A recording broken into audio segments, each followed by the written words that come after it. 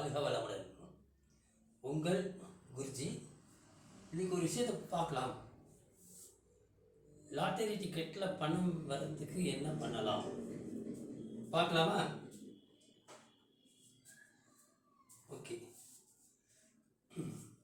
இப்போ நம்பர்லாம் பார்த்துருப்பீங்க.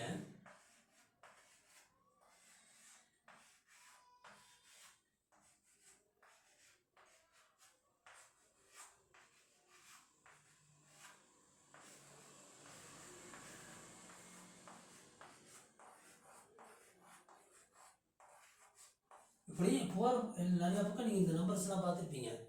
வண்டியில், அந்த காரில், இதில் பார்த்துருப்பீங்க, போர்டில் ஃபோன் நம்பர்ஸ் இப்படியெல்லாம் பார்த்துருப்பீங்க. நம்ம என்ன நினைப்போம்? ஆஹா, ஃபேன்சி நம்பராக இருக்குது அப்படின்னு நினைப்போம். உண்மையிலே இது ஃபேன்சி நம்பராக இல்லை, அவ்வளோதான். நம்ம ஃபேன்சி நம்பராக இருக்குன்னு நினைப்போம், அதோட விட்டுட்டு போயிடுவோம், அவ்வளோதான். ஆனால் இது எல்லாமே ஏஞ்சல் நம்பர். பாருங்க, ஏஞ்சல் நம்பர். இது எல்லாமே நம்பர்னு சொல்லக்கூடாது, ஏஞ்சல். ஏஞ்சல்னா தேவதை. எப்படி தேவதை?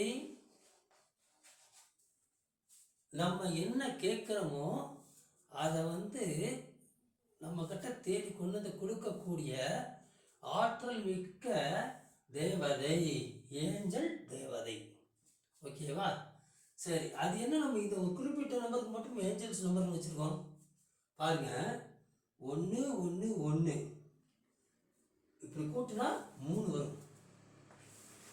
2 2 2 கூட்டினா 6, 3 3 3 9, 4 8 12, 12னா பாருங்க, 1 2 3 3 5 15, 15க்கு 1 5 6, 18, 18க்கு 1 8 9, 3 7 21, 21க்கு 2 1 3, 3 8 24, 4 2 6, 3 8 27க்கு 9. பார்த்தீங்களா? இங்கே பாருங்க, இந்த 3 6 9 தான் எப்படி கூட்டினாலும் இந்த நம்பர்ஸ் வரும். இது என்னன்னா 3 6 9. இந்த 3 நம்பர் தான் எப்படி கூட்டினாலும் இதில் வரும். அதனால தான் இதுக்கு என்ன பேருனா ஏஞ்சல் நம்பர் அப்படின்னு பார்க்குறாரு. அதிர்ஷ்ட எண், அதிர்ஷ்ட தேவதை அப்படிம்பாங்க. நமக்கு அதிர்ஷ்டத்தை கொடுக்கக்கூடிய ஒரு எண்கள்.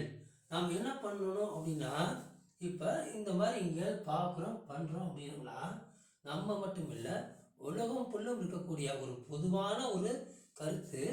இது எல்லாராலும் நம்பப்படக்கூடிய ஒரு விஷயம். இதுக்கு நம்புறாங்கன்னு சொல்ல முடியாது, இது உண்மையான விஷயம். புரியுதுங்களா? அப்போ எங்கேயாவது நம்ம 111 222 333 444 இப்படி நம்பரை பார்த்தோம்னா என்ன பண்ணணும்? அந்த நம்ம கண்ணில் எங்கே படுதோ அந்த இடத்துல நமக்கு என்ன தேவைப்படுதோ அந்த விஷயத்தை வேண்டிக்கிட்டோம்னா அது உடனே நமக்கு நடக்கும். இது 100% ஒரு நடக்கக்கூடிய ஒரு விஷயம். ஓகே, அது என்னங்க 3 6 9 அப்படின்னு பார்த்தீங்கன்னா, இதுக்கு பேர் என்னன்னா டெஸ்லா நம்பர் அப்படிம்பாங்க. அது அப்படி அவர் என்ன பண்ணியிருக்காரு, அந்த மாதிரி ஒருத்தர் கண்டுபிடிச்சார் 100 வருஷத்துக்கு முன்னாடி. அதனால் அது பேர் டெஸ்லா நம்பர், அவ்வளோதான். இது உலக நாடுகள் ஃபுல்லும் பயன்படுத்திட்டு வரக்கூடியது. சரி, இப்போ இந்த உலக நாடுகள் பயன்படுத்திட்டு வருது, நம்ம இதில் இல்லையா? இது எந்த ஒரு விஷயத்தையுமே நான் திருப்பி திருப்பி ஆணித்தரமாக எல்லாத்துக்கும் சொல்லக்கூடியது என்னன்னா, உலகத்தில் நம்மளை தவிர யாராலையும் எந்த விஷயத்தையும் கண்டுபிடிக்க முடியாது. நம்மளுடைய சக்திகளை தாண்டி யாருக்கிட்டையும் எந்த சக்தியும் இல்லை. இது உணர்த்துவே. நல்லா பாருங்க, ஒரு சின்ன உதாரணம். நம்ம முன்னோர்கள் இப்படி கும்பிட சொல்லாமல் என்ன சொல்லியிருக்காங்க அப்படின்னா, பாருங்க, ஒரு உதாரணத்துக்கு சொல்கிறேன். முருகன் கோவில் போனீங்கன்னா முருகனுக்கு பார்த்தீங்கன்னா அந்த ஓம்னு போட்டிருப்பாங்க, 9ங்கிற மாதிரி இருக்கும். பார்த்தீங்களா? முருகனுடைய இதை பாருங்க, முருகனுடைய பேர் 6, அதாவது சரவணபவா, ஆறுமுகன் பேர். அந்த 6 வந்துருச்சு. முருகனோட வள்ளி தெய்வானியோடு சேர்ந்து 3 பேர் இருப்பாங்க. இதில் வள்ளி பார்த்தீங்கன்னா வள்ளியும் தெய்வானியும் மூணாம் நம்பர் கூடிய கிரகங்கள். அப்படிங்கிறப்ப குரு கூடிய கிரகங்களுக்காக வருவாங்க. அப்படிங்கிறப்ப பார்த்தீங்கன்னா அது சுக்கிரன் 6 வரும், இவர் 4 வரும், ராகு வரும், அப்படிங்கிற கணக்கு வரும். அப்போ எப்படி பார்த்தாலும் சரி, சபரிமலை 18ஆம் படி எடுத்துக்கோங்க, 1 8 9ன்னு வரும்.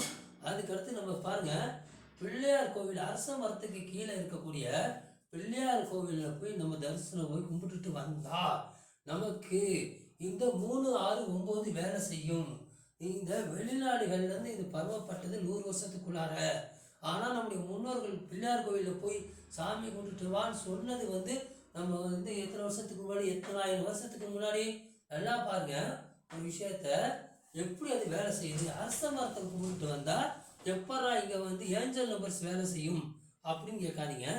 எந்த ஒரு விஷயத்தையுமே உதாரணத்துக்கு தான் இந்த பிள்ளையார் கோவில் நான் சொல்லியிருக்கிறேன்.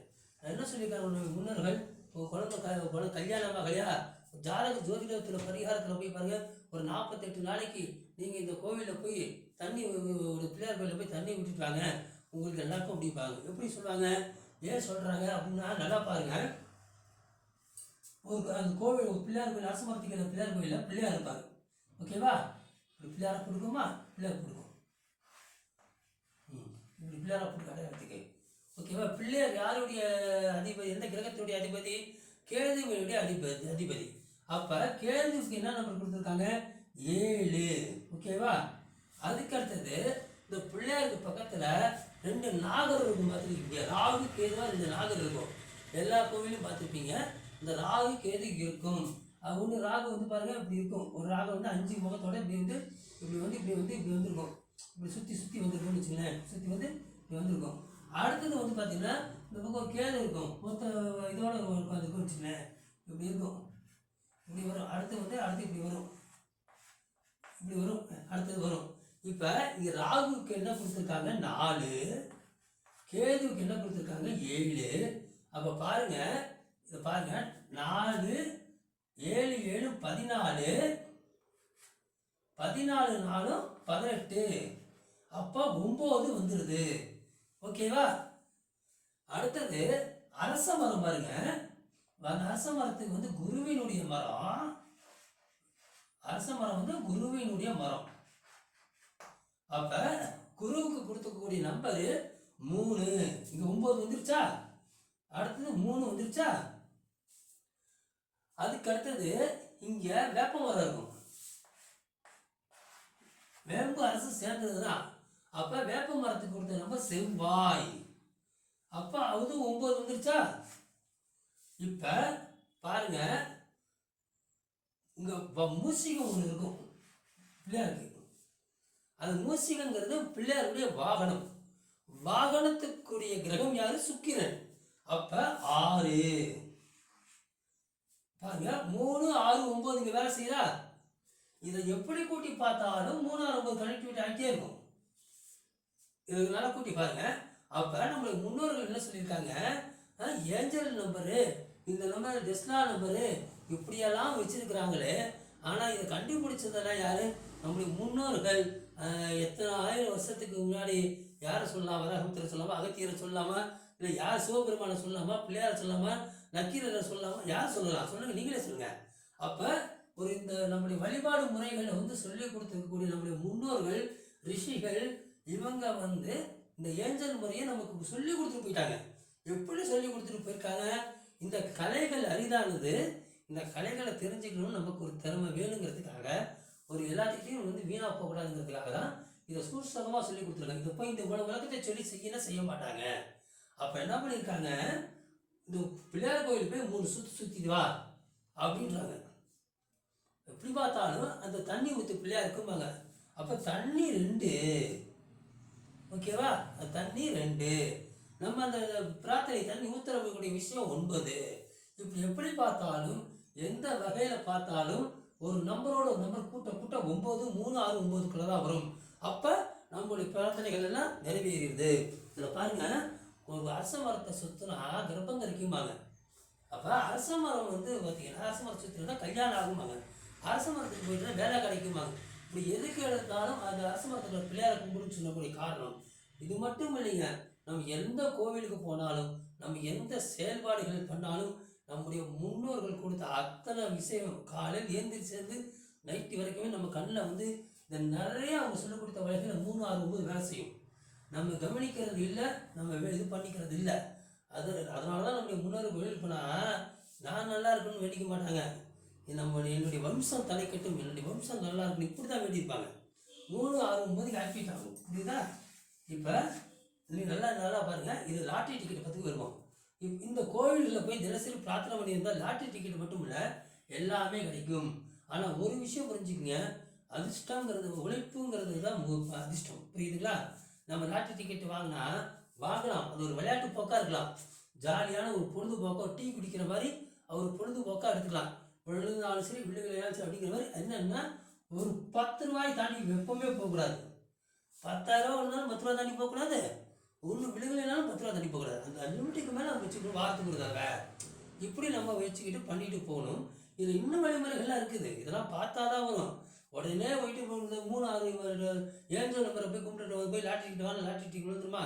கண்டிப்பாக இருக்காது. அங்கே என்னென்னா நம்மளோட கனெக்டிவிட்டி சொல்ல வரேன். நம்ம உழைப்பு தான் நமக்கு அதிர்ஷ்டம். இப்போ நம்ம இன்னொருத்தருடைய உழைப்பை நமக்கு கிடைக்கிறது வேஸ்ட்டு. அதுக்கு பாப்பத்தோட சேர்ந்து, கர்மாவோட சேர்ந்தது.